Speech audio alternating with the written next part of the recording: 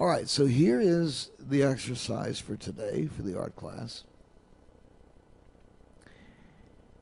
I would like you to use some form of pen.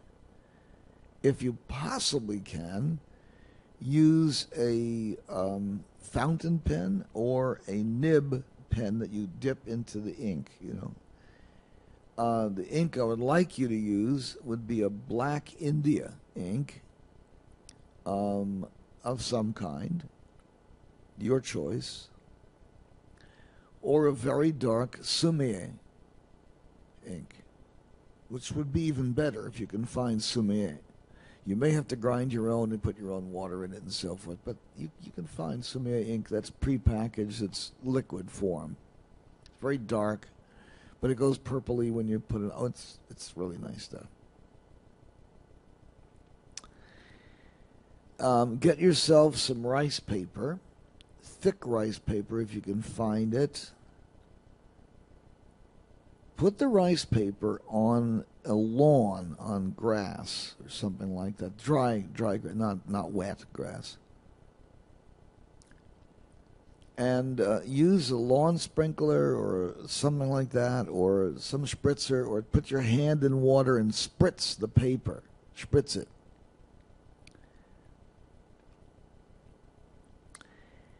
And then try to draw something on that paper.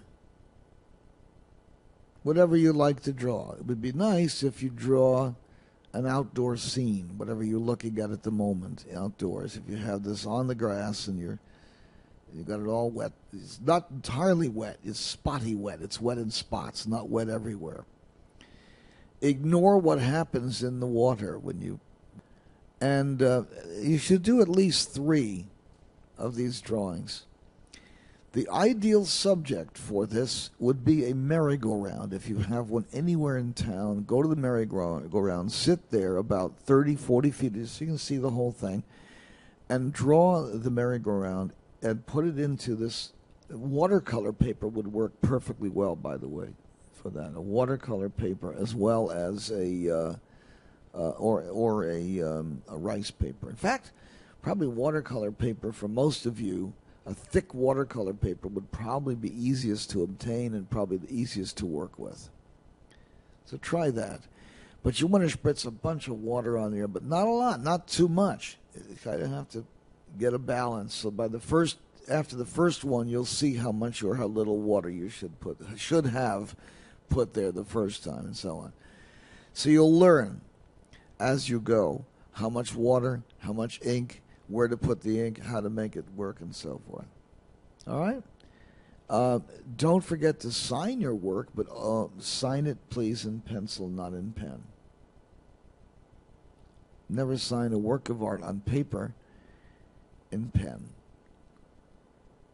unless you're Andy Warhol, who was a marketing genius but an artistic idiot.